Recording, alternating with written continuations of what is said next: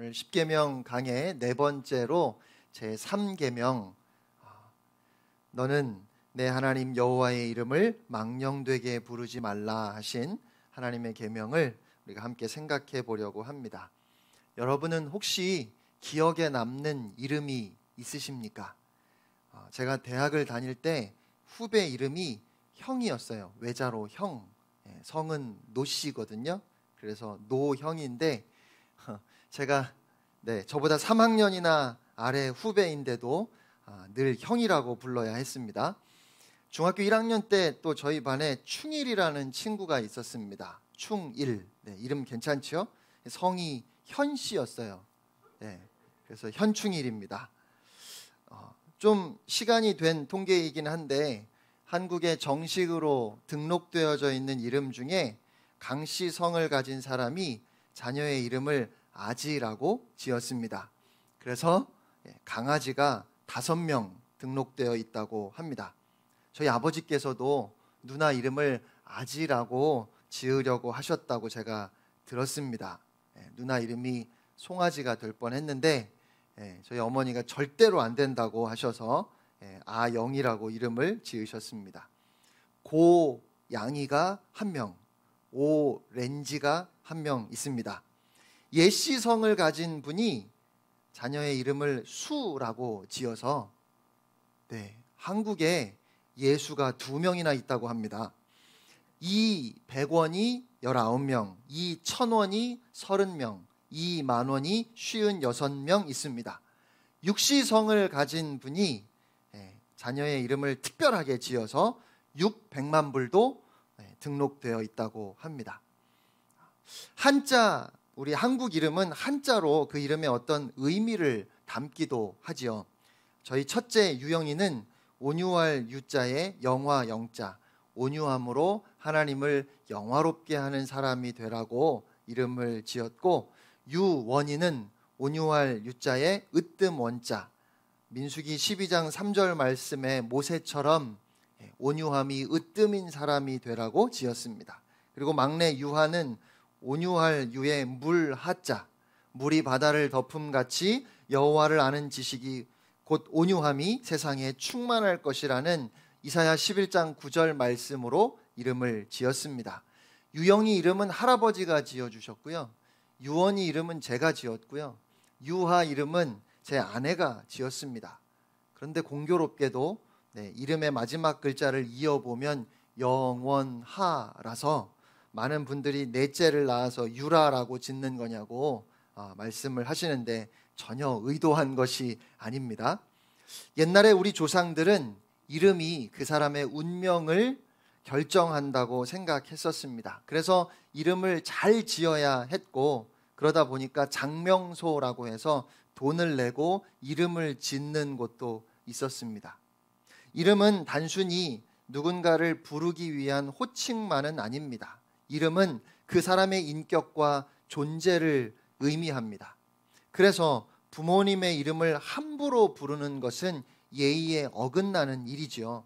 어른의 경우에는 이름이 아닙니다. 어른의 존함 혹은 함자를 말할 때 무슨 자, 무슨 자를 쓰십니다 라고 그렇게 말해야 합니다. 예를 들어서 저희 아버지 함자가 홍길동일 때 저를 알고 있는 사람이 저희 아버지의 함자를 물으면 길자, 동자 쓰십니다 라고 하면 됩니다. 저를 모르는 사람이 저희 아버님의 함자를 물으면 저는 서울 홍가이고 제 어른은 길자, 동자 쓰십니다 라고 그렇게 해야 합니다. 주의하실 것은 길자, 동자입니다 라고 하면 틀린 표현이고요. 길자, 동자 쓰십니다 라고 해야 맞습니다. 성씨는 홍자라고 하면 또 틀린 표현입니다. 성 뒤에 붙는 것은 씨, 가 혹은 문인데 남에게 자신의 성을 말할 때 겸손의 표시로 김가라고 말하지만 부모님이나 어른의 함자를 말할 때는 씨라고 하는 것이 맞고, 문은 남의 성 또는 가문에 대한 존칭입니다. 복잡하죠? 굉장히 복잡합니다. 우리는 이렇게 어른의 존함을 말하는 표현이 참 복잡해요. 왜냐하면 이름은 그 사람의 존재 자체를 의미하기 때문에 그렇습니다. 오늘 제3계명을 대하면서 유대인들도 그렇게 이해했습니다. 너의 하나님 여호와의 이름을 망령되게 부르지 말라 하신 이 말씀에서 하나님을 경외해야 함을 느꼈습니다. 하나님께서 모세에게 나는 스스로 있는 자이니라 라고 말씀하셨는데, 이 스스로 있는 자라는 이 구절이 나중에 하나의 단어가 되고 그것이 이름이 되어서 여호와라고 우리가 그렇게 부르지요. 히브리어로 야훼가 좀 더 정확한 표현이라고 주장하는 학자들도 있지만 정확하게는 알지 못합니다. 여호와로 더 많이 번역이 되었고 여호와가 바로 우리가 알고 있는 하나님의 이름입니다. 이 하나님의 이름에 대해서 매우 조심해야 하고 함부로 그 이름을 부르면 안 된다고 생각한 이스라엘 사람들은 성경을 읽다가 여호와라는 단어가 나오면 그 이름을 부를 수가 없어서 주님이라고 아도나이라고 바꾸어서 읽었습니다. 여러분은 이렇게 하나님의 이름을 부르는 것이 조심스러워서 여호와라는 이름을 부르지 못한 것에 대해 어떤 생각이 드시나요? 너무 지나친 형식이라 생각하십니까? 아니면 꼭 그렇게까지 해야 하느냐 말씀하시겠습니까? 제가 한번 상상을 해보았습니다. 누군가가 그냥 성경을 펼쳐서 읽는데 여호와라는 하나님의 이름이 나오니까 그 단어 앞에서 멈추고 차마 그 단어를 입에 올리지 못하고 아도나이, 주님이라고 바꾸어서 읽는 겁니다. 그것을 상상해 보니까 저는 감동이 되었습니다. 왜냐하면 우리는 정말 거룩하신 하나님의 이름 앞에서 조심스러워야 하니까요. 하나님은 그렇게 우리에게 최고의 경배를 받으시기에 합당하신 분입니다. 그런데 시간이 흐르면서 사람들이 그 이름과 존재를 분리하기 시작했습니다. 여호와라는 이름을 부르지 않았던 것은 하나님에 대한 두려움, 경외 때문이었습니다. 하나님이 거룩하신 분이기 때문에 그 하나님의 이름을 함부로 부르지 않았던 것입니다. 그런데 하나님을 인정하고 하나님을 경외하는 마음은 없으면서 그냥 관습과 습관을 쫓아서 그 이름을 부르는 것만 조심하게 되었다는 것입니다. 하나님의 임재에 대한 아무런 두려움도 없으면서 단순히 그 이름을 부르는 것만 조심하는 위선적인 모습이 사람들에게서 나타나기 시작했습니다. 이름은 그 대상의 인격과 존재를 의미합니다. 그래서 그 이름을 귀하게 여기는 것은 그 이름의 주인에 대한 존경과 사랑의 표현이지요. 이스라엘 백성들이 예배를 드릴 때도 또 맹세를 할 때도 그 이름을 잘못 사용할까 봐 그 두려움 때문에 아예 그 이름을 사용하지 않았던 것입니다. 대신에 그들은 다른 호칭을 사용해서 예배를 드렸고 또 맹세를 했습니다. 그렇게 했던 것은 하나님께 대한 경외 때문이었어요. 하나님께서 그들을 애굽에서 인도해 내신 그 은혜에 대한 최고의 감사와 경배로 그 이름을 존귀하게 여겼던 것입니다. 그런데 언제부터인지 사람들은 하나님의 은혜를, 하나님의 사랑을 잊어버리기 시작했습니다. 더 이상 하나님의 거룩한 임재를 그들의 삶 가운데 생각하지 않게 되었습니다. 사람들은 맹세를 했음에도 자신의 이익을 위해 그 맹세를 소홀히 여기거나 어기기까지 했습니다. 다만 맹세를 할 때 하나님의 이름으로 맹세하지 않았기 때문에 괜찮다고 생각했습니다. 하나님께 드리는 예배에도 정성을 다하지 않았습니다. 예배를 드릴 때에도 하나님의 이름을 부르지 않았던 것은 하나님을 향한 최고의 존경의 표현이었는데 정작 예배하는 사람들의 마음에 하나님을 향한 경외함이 사라져버렸다는 것입니다. 하나님의 이름을 감히 부르지 않았던 것은 하나님을 두려워하는 최고의 경건이었는데 정작 사람들의 예배는 조금도 경건하지 않았습니다. 그러면서도 사람들은 형식적으로 예배하고 거짓으로 맹세하면서도 나는 하나님의 이름을 부르지 않았기 때문에 계명을 어긴 것은 아니라고 생각했습니다. 여러분 어떻습니까? 과연 오늘 이 계명이 그런 의미일까요? 우리의 예배 속에 하나님을 향한 사랑도 하나님을 존경하는 마음도 없으면서 단순히 하나님의 이름을 부르지 않았으니까 괜찮은 것일까요? 오히려 이 3계명이 언제 어디서 제일 많이 어겨질까요? 교회에서, 예배에서 제일 많이 어겨집니다. 우리가 예배를 드리면서 언제 하나님의 이름을 함부로 부른 적이 있습니까? 오늘 우리는 하나님의 이름을 함부로 부르거나 하나님의 이름에 나쁜 말을 한 적이 없어요. 그런데 문제는 내 중심이 하나님을 떠난 채 그저 입술로만 하나님을 찾는다면 하나님의 이름은 망령되게 외쳐지는 것입니다. 주기도문으로 예배나 어떤 모임을 마칠 때 여러분은 그 기도를 하나님께서 받으신다는 것을 생각하시면서 기도하시나요? 아니면 그저 모임을 마치기 위해서 마치 주문처럼 그냥 외우는 것은 아닙니까? 그것이 바로 하나님의 이름을 망령되게 부르는 것입니다. 찬양을 부르지만 그 찬양 가사에 집중하지 않고 그 찬양을 지금 하나님께서 받으신다고 하는 의식 없이 그저 입술을 열어 부르고 있다면 그것이 하나님의 이름을 망령되게 부르는 것입니다. 설교를 하는 목사가 제3계명을 제일 많이 어깁니다. 설교를 듣는 교인들도 제3계명을 많이 어깁니다. 왜요? 확신과 소망 없이 설교하고 설교를 듣고 있기 때문에 그렇습니다. 목사는 이런 마음으로 설교합니다. 아이고, 내가 이 사람들에게 30년을 설교했다. 변하는 걸 본 적이 없다. 오늘도 마찬가지일 거다. 그런 확고한 믿음을 가지고 설교하는 겁니다. 교인들은요, 아이고, 내가 저 목사님 설교를 30년을 들었어. 한 번도 변해본 적이 없어. 오늘도 마찬가지일 거야. 그런 놀라운 믿음을 가지고 설교를 듣습니다. 그러면 그 믿음대로 될 겁니다. 물론 사람은 누구나 시간이 지나면 어쩔 수 없이 습관적이고 또 형식적인 모습을 보일 수 있습니다. 처음 하나님 앞에 예배를 드리면서는 말할 수 없이 감사한 마음으로 감격을 가지고 예배를 드리지만 그것이 반복되다 보면 어느 순간엔가 예배가 습관이나 형식이 되어버린 느낌을 받을 때가 있습니다.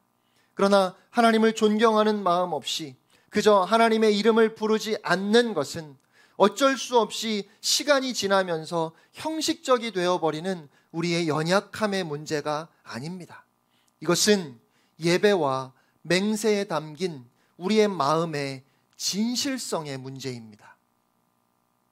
예수님 당시에도 사람들은 하나님의 이름을 함부로 부르지 않았습니다. 그래서 그들은 맹세를 할 때 하늘을 두고 맹세하거나 땅을 두고 맹세하거나 예루살렘을 두고 맹세했습니다. 그런데 그들은 맹세한 것을 지키지 않았습니다. 그들이 약속한 것을 지키지 않았어요. 그리고는 하나님의 이름으로 맹세하지 않았으니까 내가 계명을 어긴 것은 아니라고 주장했습니다. 예수님께서 그 모습에서 위선을 보셨습니다. 그래서 하늘로도 맹세하지 말고 땅으로도 맹세하지 말고 예루살렘으로도 맹세하지 말라고 하셨습니다. 그저 예면 예, 아니면 아니요라고만 하라고 하셨습니다. 그런데 사람들은 결코 맹세하지 말라 하신 예수님의 말씀에 대해서 또다시 그 맹세 자체를 해도 되는지 안 되는지 따지기 시작했습니다. 맹세하는 것이 죄인가 죄가 아닌가를 따지기 시작했다는 말입니다. 맹세하면 죄가 되고 맹세하지 않으면 그냥 말하면 죄가 안 된다는 겁니다. 그런데 과연 예수님의 말씀이 그런 뜻인가요? 예수님께서 맹세를 하는 것이 죄니까 맹세하지 말라고 말씀하신 겁니까? 예수님은 하늘을 두고 맹세하면 안 되는 이유는 하늘이 하나님의 보좌이기 때문이라고 하셨습니다. 땅을 두고 맹세하면 안 되는 이유는 땅은 하나님께서 발을 두시는 곳이기 때문이라고 하셨습니다. 다시 말해서 하늘로도 맹세하지 말고 땅으로도 맹세하지 말라 하신 이 말씀은 하나님께서 어디에나 계시니까, 하나님의 이름을 불렀든지 부르지 않았든지 하나님께서 우리의 말을 다 들으셨다는 것입니다. 그러니까 예면 예고, 아니면 아니오고 진실하라는 말씀이에요. 맹세를 했기 때문에 지켜야 되고, 맹세를 안 했으면 지키지 않아도 되는 것이 아니라는 말입니다. 무엇으로 맹세했는지, 맹세할 때 하나님의 이름으로 했는지 안 했는지가 중요한 것이 아닌 이유는 그 이름이 아니라 그 이름이 나타내는 하나님의 존재가 중요하기 때문입니다. 하나님께서 다 들으신다고 하는 사실이 중요하다는 것이지요. 이 세상 어디에나 계시는 하나님의 임재를 의식하는 사람이라면 맹세는 의미가 없어요. 맹세할 필요가 없는 겁니다. 내가 있는 그곳에 하나님이 계시고 내가 한 모든 말을 하나님께서 들으셨으니까요. 하나님 앞에서 우리가 말한 것이니까요.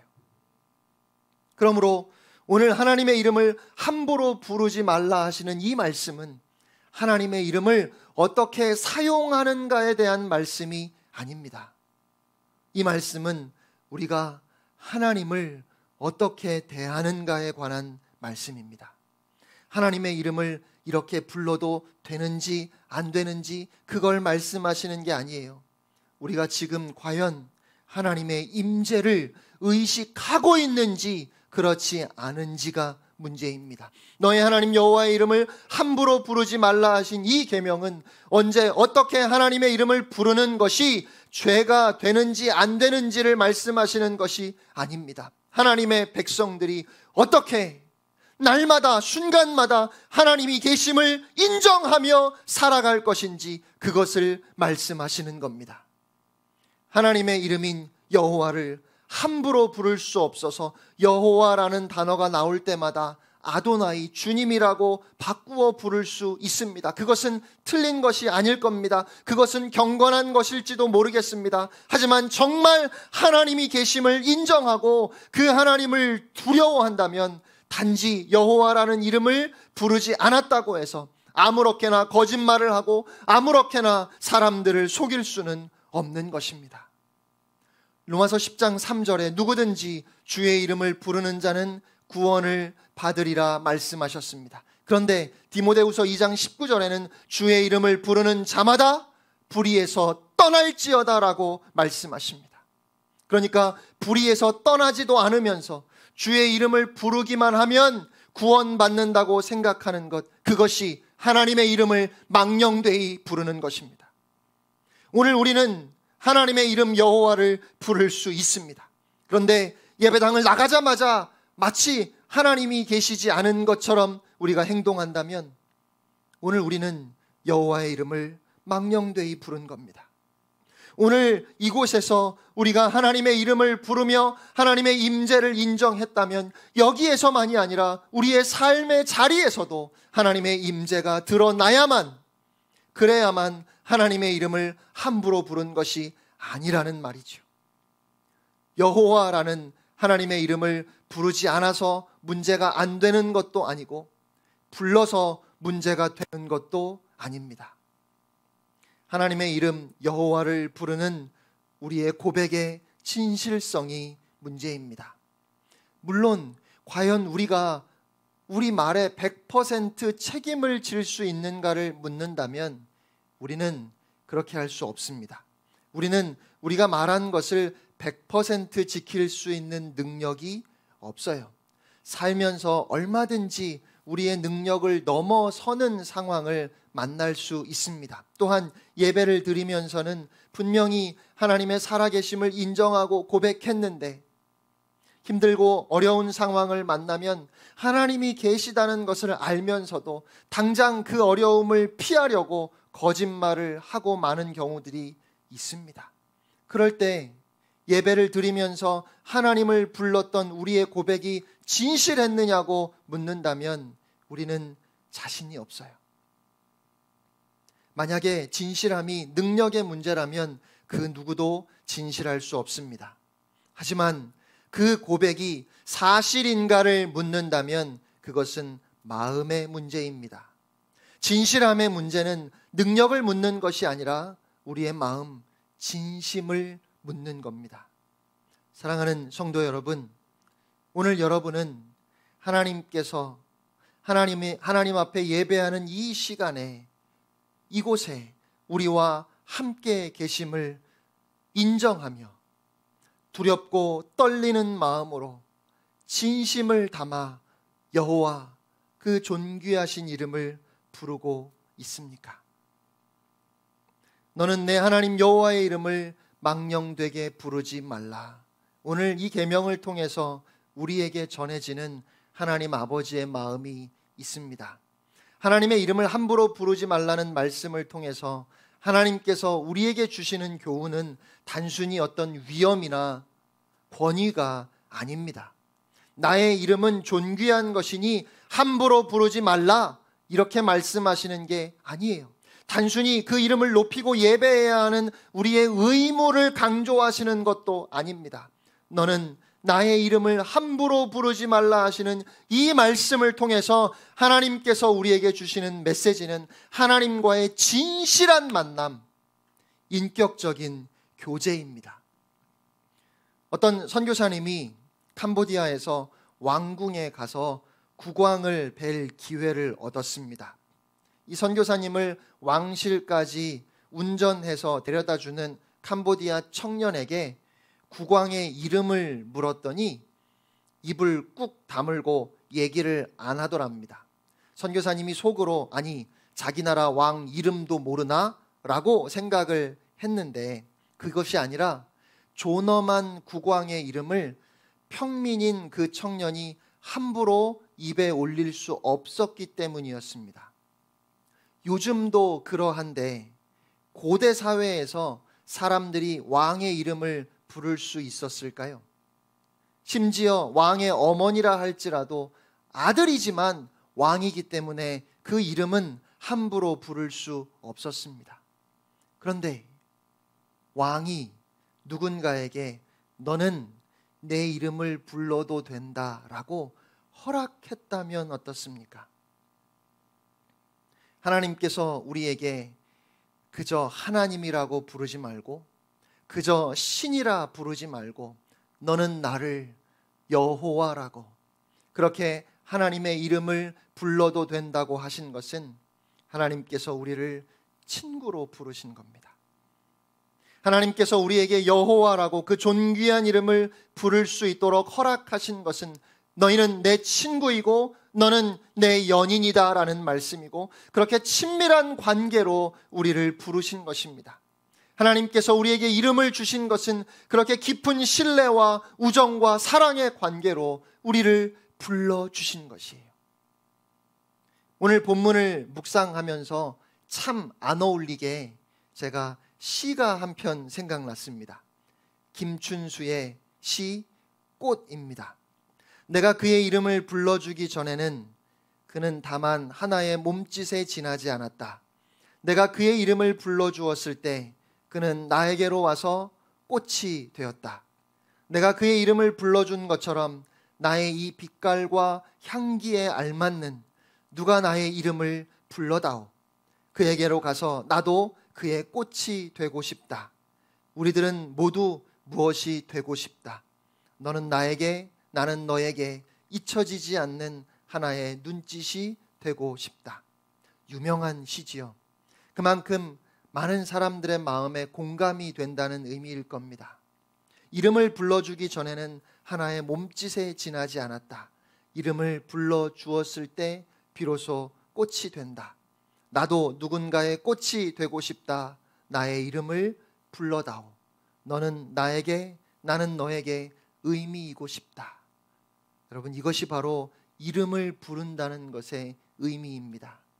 하나님께서 우리를 친구로, 연인으로 우리의 이름을 불러주셨고 또한 우리에게 그 존귀하신 하나님의 이름 여호와를 부를 수 있는 특권을 주셨습니다.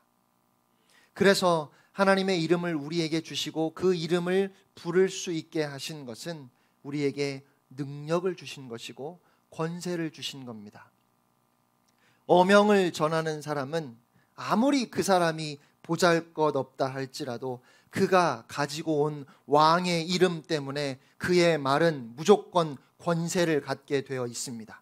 그러니까 내가 잘나서가 아니라, 내가 대단해서가 아니라 나에게 이름을 주신 하나님의 이름의 능력 때문에 우리는 권세를 갖게 되는 것입니다. 결국 내 이름이 무엇이냐가 중요한 것이 아니라 내가 누구의 이름으로 나아가느냐가 더 중요합니다. 그래서 우리가 하나님의 이름을 부를 수 있는 것은 곧 우리에게 하늘의 권세와 능력을 주신 것입니다. 하나님께서 광야 떨기나무 불꽃 가운데 모세에게 나타나셔서 모세를 부르셨을 때 모세는 누구의 이름으로 내가 왔다고 해야 합니까? 누가 나를 보냈다고 해야 할까요? 라고 묻지요. 하나님께서 나는 스스로 있는 자라 여호와라 말씀하셨습니다. 그리고 바로에게 가서 이스라엘의 하나님 여호와께서 내 백성을 보내라 하셨다 라고 말을 하니까 바로가 여호와가 누구이기에 내가 그의 말을 듣겠느냐? 나는 여호와를 알지 못하니 이스라엘을 보내지 않겠노라 대답합니다. 그의 하나님께서 내가 애굽을 향하여 재앙을 내리리라. 애굽이 바로가 내가 여호와인 줄을 알게 하리라 하셨습니다. 하나님의 이름을 알게 하겠다 하신 것입니다. 그리고 여호와의 이름으로 재앙이 시작되었습니다. 그 이름의 권세로 모세는 홍해를 갈랐고 반석에서 물이 터지게 했습니다. 만나와 메추라기가 하늘에서 내리게 했습니다. 여호와, 바로 하나님의 능력의 이름으로 그 모든 일을 행하였습니다. 그러므로 우리로 하여금 하나님의 이름을 부를 수 있게 허락하셨다는 것은 하나님의 능력과 권세를 우리에게 주셨다는 의미입니다. 우리는 바로 앞에 당당히 나아가서 내 백성을 보내라 하신 하나님의 말씀을 선포할 수 있는 여호와 그 이름의 권세와 능력을 가진 하나님의 사람들입니다. 다윗이 골리앗에게 나아가면서 너는 칼과 창과 단창으로 나에게 나오지만 나는 만군의 여호와의 이름으로 나아가노라 했던 것처럼 베드로와 요한이 안전뱅이 앞에 섰습니다. 금과 은은 내게 없지만 내게 있는 것으로 너에게 주노니 곧 나사렛 예수의 이름으로 일어나 걸으라. 그 능력의 이름을 선포할 때 기적이 일어나는 줄로 믿습니다. 사랑하는 성도 여러분, 이것이 우리에게 주신 하나님의 존귀하신 이름입니다.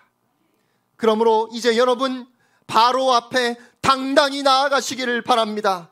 골리앗 앞에 당당히 나아가시기를 바랍니다. 절망 가운데 있는 모든 사람들에게 선포하시는 여러분들 되시기를 축복합니다. 여호와의 이름으로 그 권세와 능력으로 오늘을 살아내는 여러분이 되시기를 주님의 이름으로 축원합니다. 저는 오늘 이 시간에 여호와 하나님의 거룩한 이름을 부르고 싶습니다. 제가 하나님의 이름을 감히 부를 수 있는 것은 저에게 그런 자격이 있기 때문이 아닙니다. 제가 하나님의 이름을 부를 수 있는 것은 오직 저를 위하여 십자가에 달려 죽으신 예수 그리스도의 은혜 때문입니다. 오직 십자가의 은혜를 믿기에 저는 비록 부끄럽고 연약하고 말할 수 없이 흔들리는 모습임에도 여호와 하나님의 이름을 진심으로 부르고 싶습니다. 여호와가 나의 하나님이라고 외치고 싶습니다.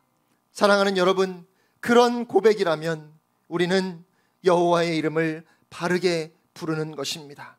그것이 오늘 세 번째 계명을 주시는 하나님 아버지의 마음이라고 저는 믿습니다. 여호와 그 이름을 부르지 말라는 계명이 아닙니다. 그 이름을 마음을 다해 힘껏 부르라는 고백입니다. 오늘 그 하나님의 이름 여호와를 우리 모두가 전심으로 부를 수 있기를 바랍니다.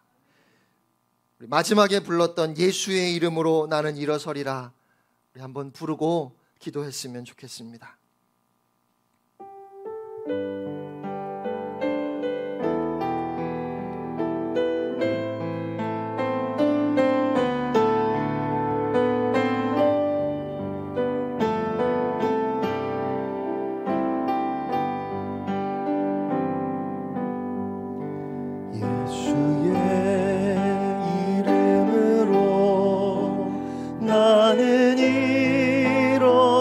일어서리라. 주가 주신 능력으로 나는 일어서리라. 원수가